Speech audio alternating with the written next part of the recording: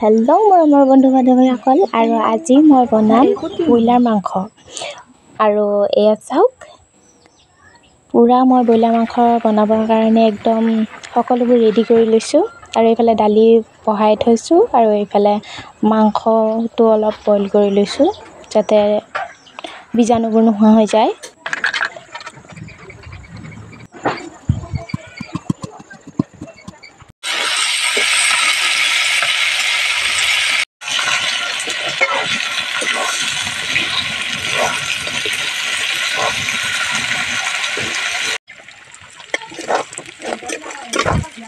আৰু এয়া মই মাংস ভাজি আছোঁ, চাওক।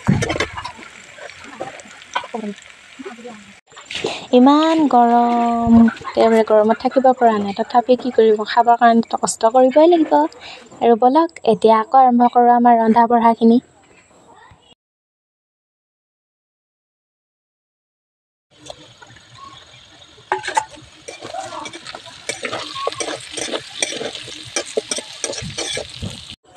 এয়া চাওক, কিমান ধুনীয়া ভজা মাংস।